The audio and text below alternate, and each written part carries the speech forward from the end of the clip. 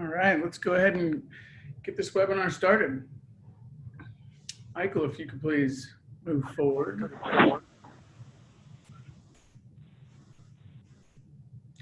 Thanks for joining the webinar today, everybody. As you probably know, Redleg is a global cybersecurity firm focused around advisory services, managed security services, and assessment services. Defending clients' information since 2008, we are Chicago-based and veteran-owned. We take confidence in everything we do, and we try to instill that as best as we can into our clients. So today, thank you for joining our webinar. We're going to be talking about SIEM versus MDR. Michael, if you could please move forward a slide. These are our speakers that we're going to have. JD Bacon is our manager of our 96 Bravo Threat Intelligence and Incident Response Team. JP Glab is our senior threat researcher, and Michael Smith will be our MC, our senior manager of technology services. So we're going to run through several questions that we feel kind of best support the use case between MDR and SIEM, and when is it appropriate, when is it not, why, how, when, etc. So without any further ado, I'm going to let Michael Smith take this over and get us moving. Sounds good. Thank you, Justin. So today's agenda, we're going to start out with an intro and talk about the problem that we see, have our questions about MDR and SIEM, and talk to our experts to get their take on that topic, and then eventually go to Q&A from the audience. Yes, and so, one quick second. If anybody does have a question, there is a Q&A tool on the Zoom toolbar. Just feel free to pop your question in there, and we'll definitely answer those as they come. Sounds good. So the problem statement: how, where, and when should MDR play a role in your security? MDR is a newer service that we're seeing out there, and there's a lot of different conflicting information out there on the web, whether it's a SIEM enhancement, a SIEM replacement, exactly what it does, etc. So that's what we're going to be talking about today in terms of how, where, and when MDR should play a role in our in overall security. So let's go to question one. Question one, I'm going to start out with JD. JD, what are the benefits of running MDR and SIEM? So MDR and SIEM both have different kind of scopes. One is much more narrow and one is much more broad. MDR is focused solely on the endpoint and actions and connections that take place from an individual endpoint perspective. Now, when I say individual endpoint perspective, I don't mean that there isn't enterprise searchability in an MDR solution. I mean that it's focused on services that are being executed at the host level. It's focusing on network connections that take place on an individual host.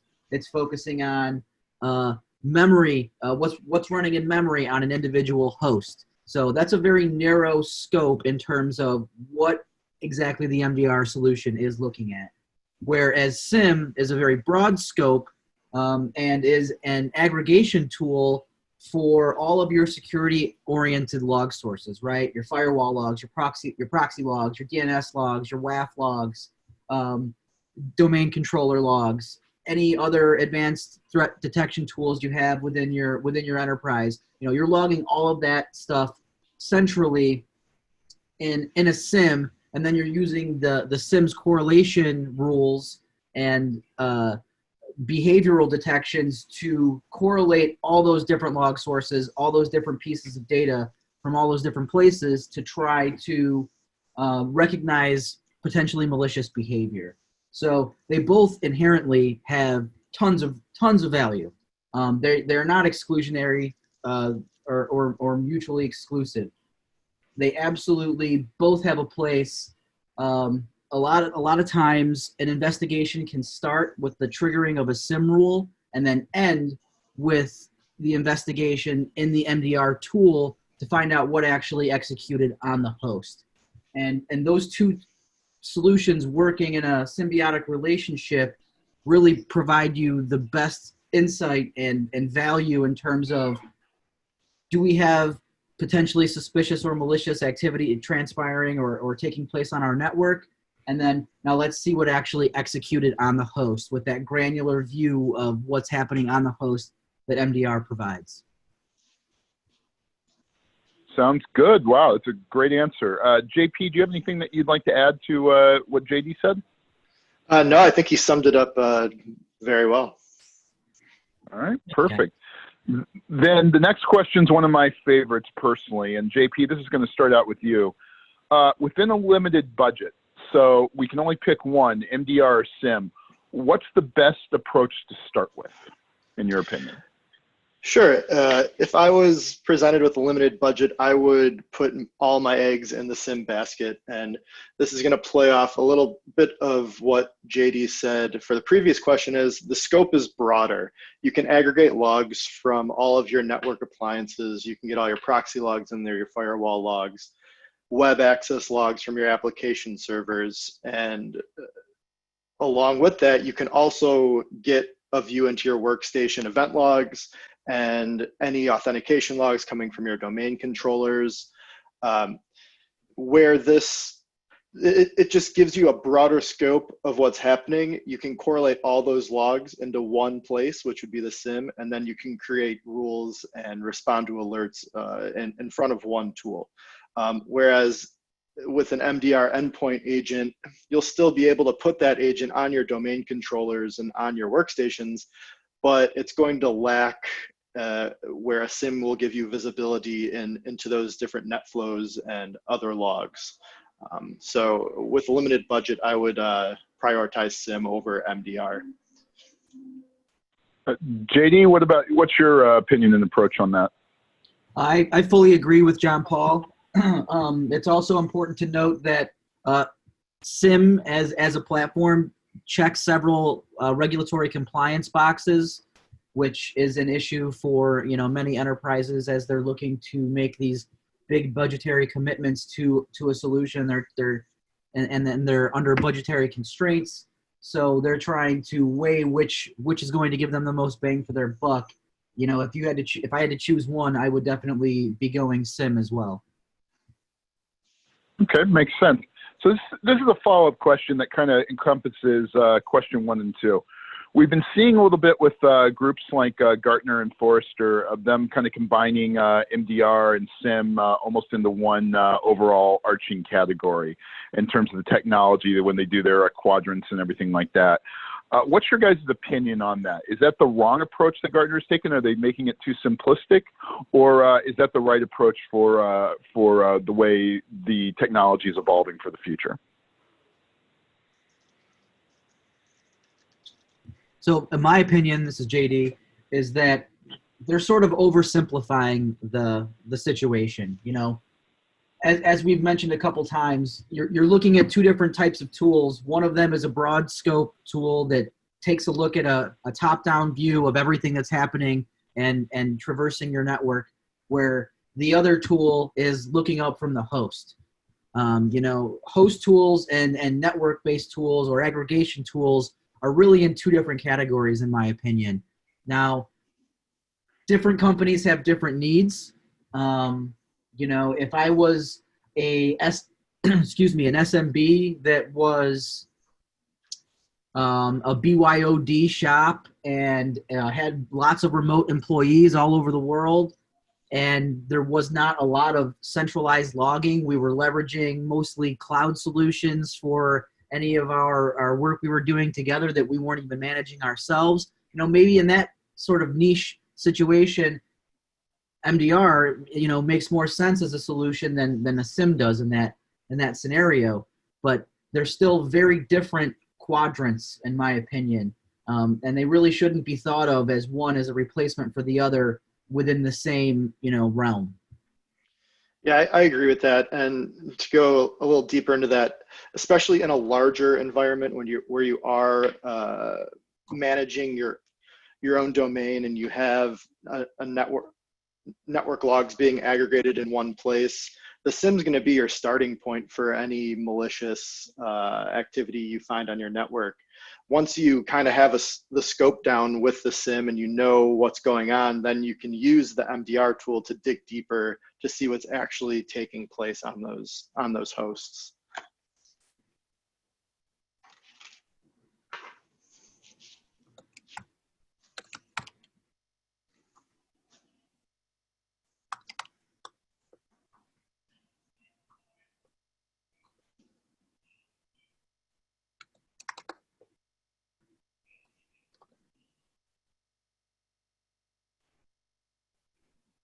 Michael, I'm not sure if you're on mute. Oh, yep, that would be mute. My apologies there. So question 3, most MDR services include automated threat hunting.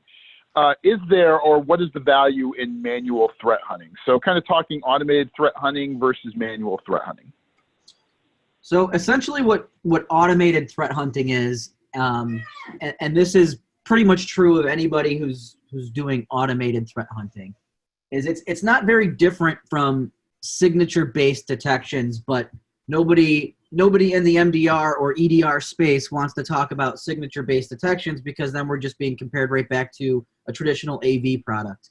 So automated threat hunting is essentially collecting potential indicators of compromise or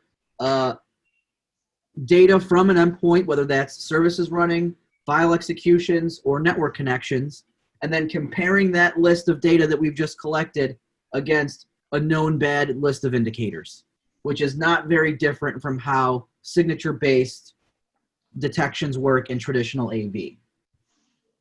Now, manual threat hunting is completely different, and that, while doesn't always, find evil, and frequently leads the threat hunter down a rabbit hole that you end up chasing ghosts, as someone who's spent a lot of time doing manual threat hunting.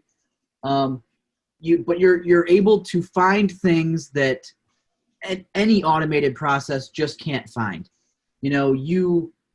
There's some intuition and experience involved that you can't write into a script, obviously, that have to do with, seeing some web activity or a network connection that's not on a threat list but looks odd to you, or looking at, a unique domain, DNS request that isn't a part of a threat list but you've never seen before, or it's the first time this enterprise has ever made this domain request, or a DNS request. Why would that be? What's this domain? And then you start going down the rabbit hole of looking into associations with that activity that can frequently lead you into some previously undetected variant or unknown malware to you that you just would not have found through an automated process. So JD, would it be fair to say that it's kind of similar in the comparison of vulnerability scanning versus actual pen testing as kind of a difference between automated threat hunting and manual threat hunting from a kind of a comparison level? Yeah, that's a good comparison to make. Cool. JP, do you have anything you want to add? Yeah, I can add. Our security tools, they can only alert us to what they know about.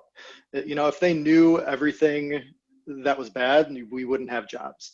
So having a human hunt through an environment, especially someone on your team that knows the environment and knows the policies and knows what normal looks like, can find outliers that your SIEM and MDR tools aren't going to know by default.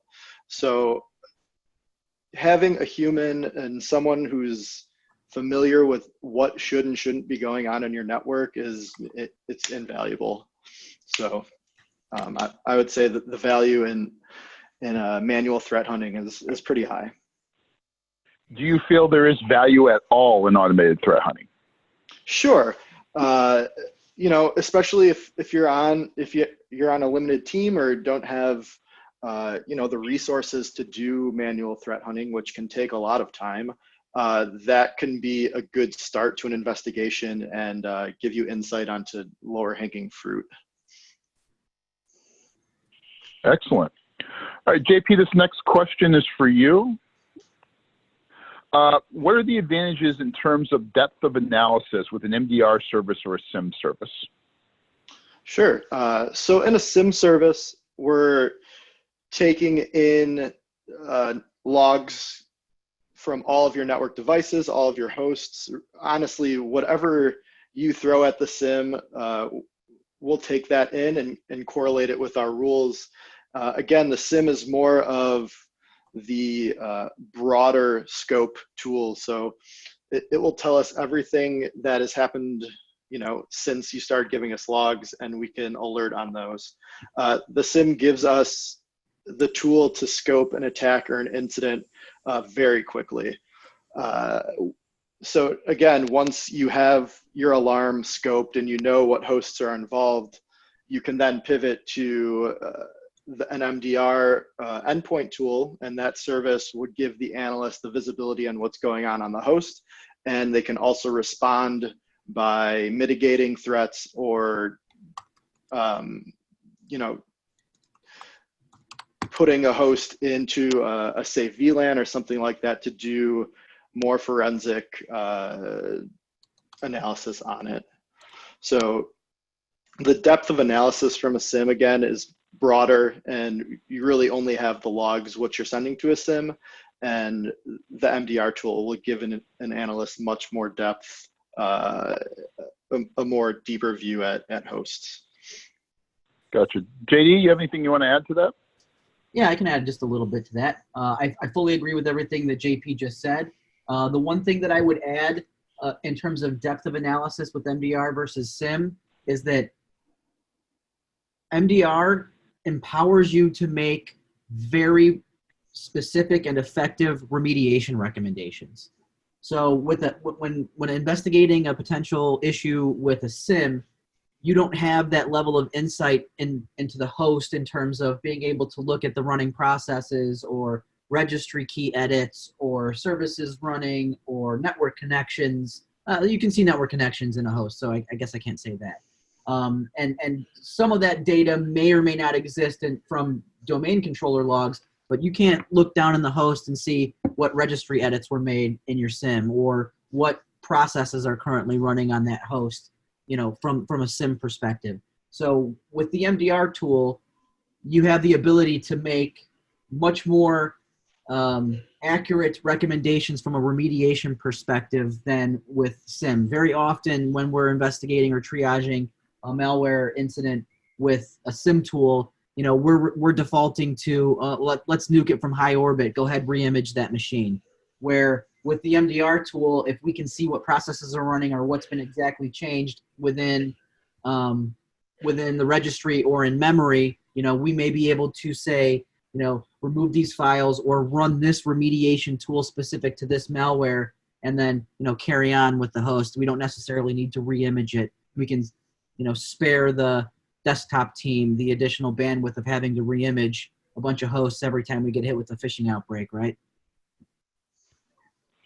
So essentially, if I'm understanding you guys correctly, it sounds like a SIEM is kind of a mile wide and an inch deep, and MDR is kind of an inch wide and a mile deep. Is that kind of an accurate metaphor, or am I off base on that? I think you're spot on there, Michael. Agreed. Okay. Good to hear. All right, JD, what visibility does each tool provide you, and how does each tool complement the other when you are trying to investigate an alarm? So we kind of have touched on that with pieces of our answers to the other questions. And as JP stated in his answer to the previous question, very often you start your analysis at the SIEM level. It allows you to get a broader scope for the hosts that may be infected or be affected by whatever outbreak or situation or potential incident we're triaging. So once you have an idea of the scope from your investigation that you have done at the SIEM level, you then move into the MDR tool to really sort of look for what transpired on the host. This allows you to pull out any additional indicators that you may not have noticed at the SIEM level investigation or may not have been involved in that initial alarm or whatever your initial lead was that led you to be investigating in the first place.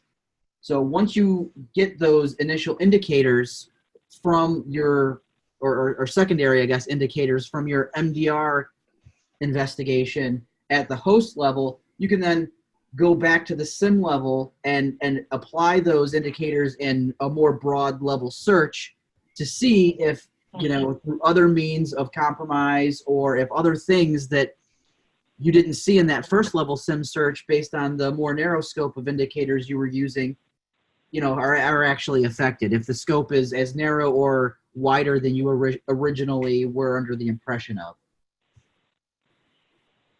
Excellent. JP, do you have anything you want to add to that? Yeah, just a bit. What JD is kind of explaining here is you can really look at it as the life cycle of an indicator of compromise, right? You get an alarm, you find something that's bad, you pivot to that host using your MDR agent, you find more, and now you're back up at the start again, looking for a broader search, whether you're searching with the SIEM or the MDR tool, just to uncover additional hosts that may be affected by what you're looking for. And you rinse and repeat that process by analyzing those hosts, collecting new IOCs, and then again, searching for other hosts with those IOCs, just so you can get a complete scope of your incident and just have confidence that, you know what hosts were involved in whatever is going on. So for both of you, just kind of follow up there. Yeah, how do you assess or how do you investigate an alarm or an incident using the MDR versus a SIEM? Is one required for the other, or is it something that, is there a process that you're utilizing? Is it the same for both? How does that work? So the process we've kind of touched on is, for me, and everyone's going to do things a little bit differently. I'm going to start in the SIEM with whatever my initial alarm was, assuming the alarm itself didn't come from an MDR or EDR tool.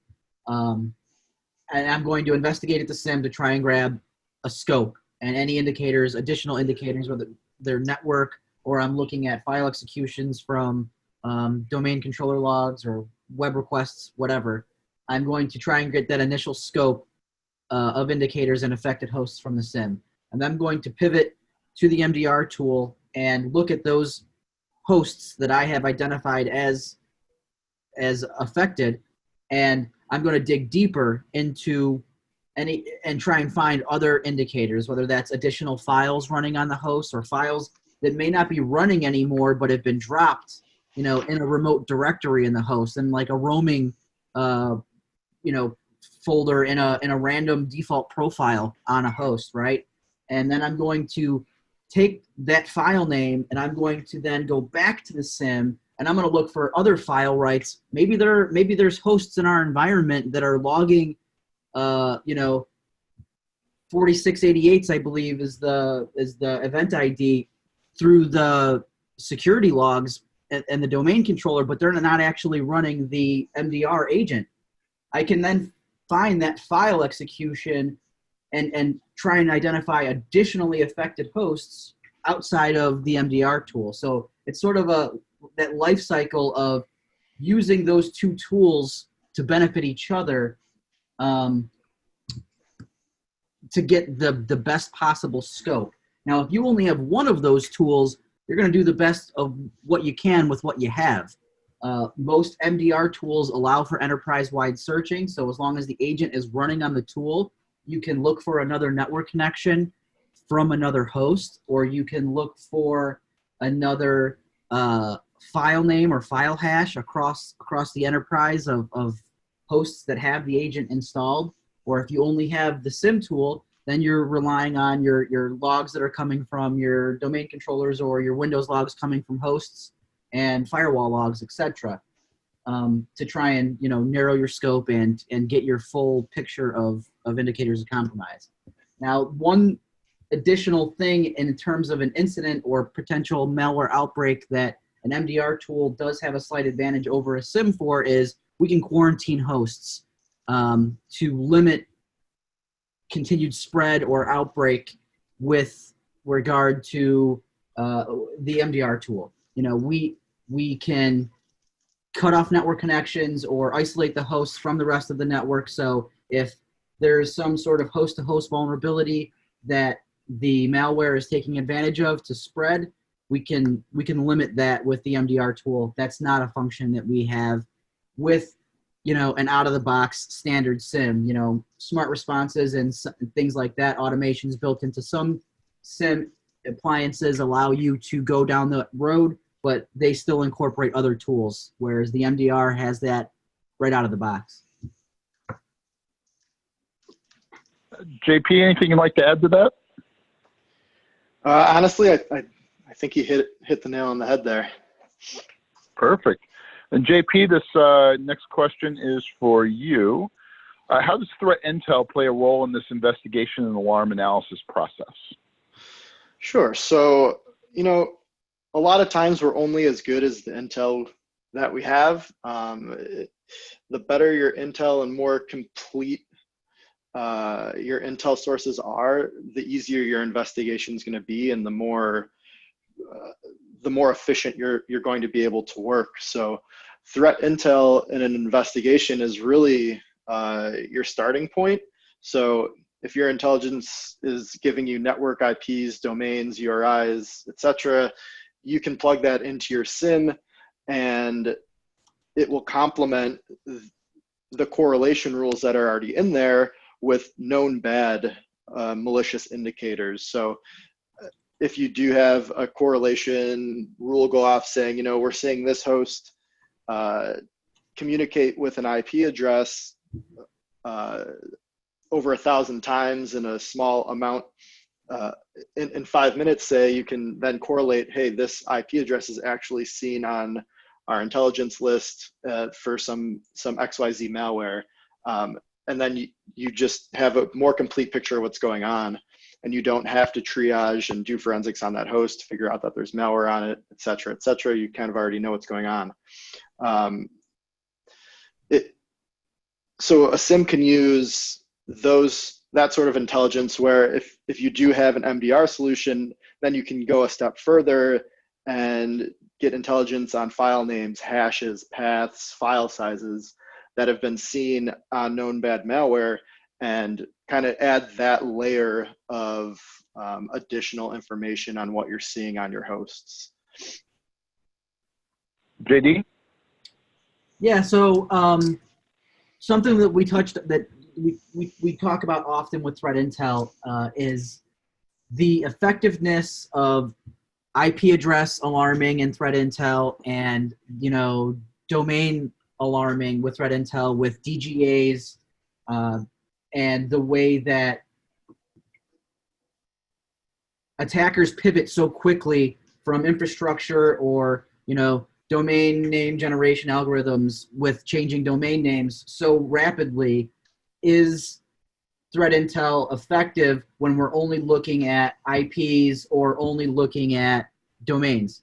My answer to that question as a threat researcher also is absolutely yes, it's still effective, because if we're communicating with things that we've seen as bad previously, we can make a safe assumption that, especially with domains, that there's something going on in that host, or at least there's a path of referrers or et cetera that may indicate some other activity happening, and it's at least worth looking into a little more deeply.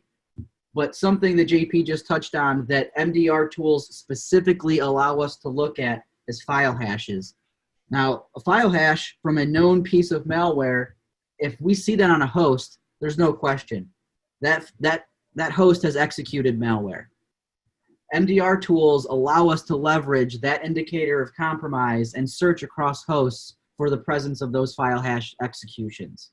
That there's no more question at that point. If we get a file hash indication from a known indicator of compromise file hash, then we know that host has compromised. That host is infected with malware associated with that file hash. There's not much additional investigation necessary into, well, is this domain still serving malware? What domains are currently hosted on this IP address? Is this IP address a part of a dynamic DNS domain that's serving tens of thousands of different domains, and we happen to communicate with one of the, non-malicious ones?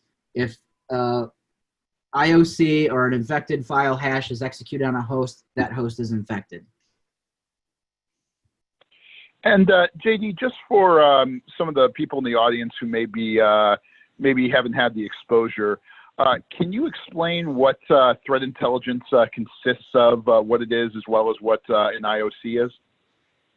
Sure. So an IOC is an indicator of compromise, and essentially a very just quick, we can get into the nuances of different threat intelligence definitions and You know, we've got some blog posts that we've written that have a really elaborate ones that we've come up with. But essentially, threat intelligence is observing indicators of compromise, IP addresses, domains, file hashes that have previously been involved in malicious activity. So when a malware outbreak takes place and, you know, there's a C2 channel, command and control servers that we're communicating back to, the IP address of those servers, that's an indicator of compromise. Those servers have been used as a part of a malware outbreak, or a domain or website is hosting malware. That domain name is now an indicator of compromise. It has been associated with hosting malware. File hash as an indicator of compromise is the hashed value of a, you know, executable or a file binary that was a malicious file, was part of a file that affected a host in a malware outbreak. So those indicators of compromise, you know, an IP address and a domain, they can change. They can be malicious at one point in time and not malicious again in the future, where a file hash is a hashed value of a malicious file. So if that hash triggers, that is the malicious file. It's the fingerprint of that malicious file, or maybe more accurately, the DNA of that malicious file. Excellent. Thank you for that explanation, JD. I know that will help quite a few people. So closing thoughts and questions. You know, as you can see with MDR and SIEM, they really are not the same thing. They are two different complementary tool sets. They're almost symbiotic in nature a little bit. They allow us to, from the SIEM perspective, as we said, allow us to take a broad range and dig a little bit in. And then when we find certain indicators of compromise or certain things that might elicit a deeper, the need for a deeper investigation, we'd leverage our MDR service in order to utilize that investigation. Either way, both mixed together would add a lot to your network and a lot to the security, as well as helping to reduce the overall risk that you might be facing, especially in terms of being able to discover and remove a potential attacker on a quicker basis than if you didn't have those services in place. So that's all we have for our webinar today. I'm going to hand it off to Justin to go through Q&A. Justin? Great. We've got a couple of questions here in the queue. Number one is, which tool would you choose if there was a live attacker in your environment?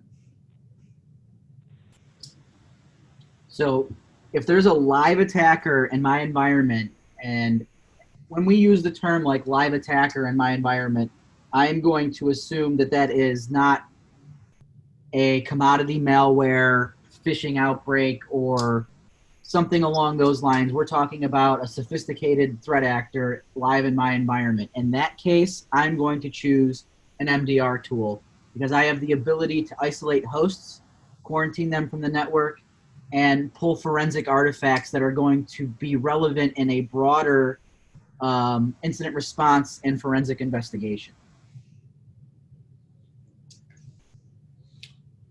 Cool. Any other things from JP or Michael on that? Great. Question two, if I install MDR agents on all my devices, host and network devices, wouldn't that be similar as SIEM? So you can't actually install an MDR agent on all of your network devices. You can't install an MDR agent on a firewall or on a proxy appliance or an IDS or a web application firewall, things of that sort.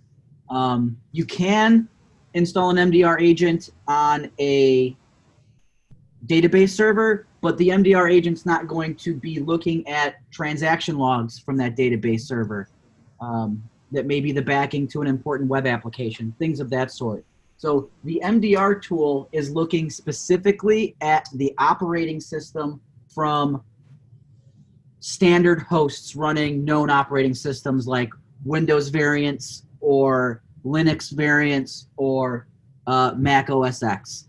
They're not going to be able to look at, an IDS like, Suricata or Bro or SourceFire or any of those large platforms or any advanced threat detection tools like FireEye. That's where your SIEM is aggregating all of those logs along with your DNS logs and your firewall logs and everything from that mile wide, inch deep network perspective that we talked about, that an MDR agent just isn't designed to run on those devices. So to answer that question directly, no, that's not similar to a SIEM. Yeah, to expand on that a little more, a SIEM is engineered and is really created as a tool to look at the logs that those network devices produce, parse those logs, and give it to you in a very easy way to read and query. To kind of go off of the database example, you have a Windows database. You can put that MDR tool on there and see what processes are running, see whatever live network connections there are, but it is much, much harder and probably not even feasible to go through that database's transaction logs. You'd be reading a raw log in like your notepad.exe, where as you can send those transaction logs from that database to a SIEM tool, they can be parsed out. You can create rules around them in a much more efficient fashion than you would be with an MDR tool. Great. Another question is, if we have a live attacker in the environment and I'm using an MDR tool to help locate, what is the value of having SIEM in that situation? So I actually, with that question, you would actually, in my opinion, and my analysis and investigative methodology, I would be using the SIEM to help locate the scope of the infection. And then I would be using the MDR tool to gather additional host-based artifacts that aren't available at the SIEM level, and then isolate the host, which is an action I can't do at the SIEM level. So the value of the SIEM is in the scoping. It helps me take those indicators, and we've touched on this throughout the webinar today. It helps me take those indicators and look at them from an enterprise-wide scope to determine all of the breadth of the infection and the true scope of all of the infected hosts. And then I get in the MDR tool to look at what's actually taking place on the host, maybe getting file samples, isolating hosts, and the MDR tool really comes into play as we determine whether or not we're going to start that incident response process, where we're going to potentially be doing dead box forensics on hosts and getting hard drive forensic images and things of that sort, that obviously you can't do that stuff from the SIEM. Yeah, and to expand on that, your MDR and SIEM solutions are only as good as your deployment. So, deploying software, an MDR tool, that's going to be, an executable that you push out to your devices, whether they be Windows, Mac, Linux. You're pushing out an endpoint agent. I don't think I've ever been in an environment where we have 100% coverage in that tool. So when you're pivoting on IOCs with your MDR solution, you're only as good as what is also running that agent. Whereas if you're looking for, let's say, a network indicator, your SIEM is going to encompass all of the logs that you're pushing from your network devices, and that's going to include the network traffic from hosts that may or may not have that MDR agent installed on them. In every environment, like JP just said, you've got a accounting department that's using some old version of a software that it just cannot run side by side with with new agents of today, whether that's an AV tool or an MDR agent. There's always some use case where an MDR agent can't be installed on a host, or a new host was deployed to the network and the MDR agent, for whatever reason, didn't make it to the host. There's always going to be those gaps. And that's when the SIEM visibility really just shines and lets us see all traffic and able to is traversing your firewall. All traffic is going through your other network controls. All hosts are talking back to your domain controller, and we're grabbing all those logs back into the SIEM that really just always give us that large view of what's happening in the environment. Yeah, essentially, we want to continue on our defense in depth strategy by leveraging both areas. Right. And another question is, so I heard one of you say that you would not deploy an agent on specific devices. Tell me how an MDR tool is deployed. So it's like any other binary that you would push to endpoints on your network. It can be packaged and pushed through group policy, through SCCM, through manual install, through as a part of a gold image. It's just like any other binary you would install on any other host. So whatever means your desktop team or your server team is using to deploy software packages, you can deploy the MDR agent in that same fashion.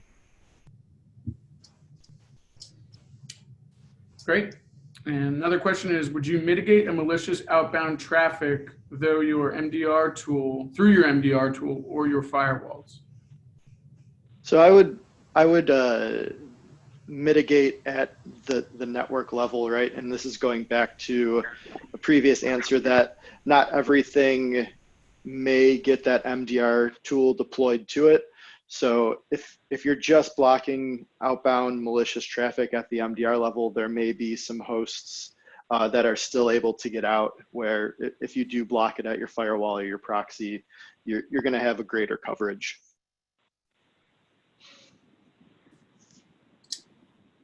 Great. That does it for all of our questions. Thanks everybody for participating. And that wraps it up for this webinar. We will be sending out a recording to everybody on here, so you feel free to view it again, pass it along. And for those of you that are in the Chicago area or interested in coming to the Chicago area, we do have a SIEM workshop next week, January 23rd from 11 to 5 in downtown Chicago. We'll be covering both an operations and a threat-based track. And if you're not in Chicago, but you do want to have a deep dive discussion about your SIEM, its health, and architecture review, just let us know. Both of these registration pieces are available on our website. Thanks again, and thanks for our speakers for this great presentation. Have a good day, everybody. Thanks, everybody. Thank you. Bye, guys.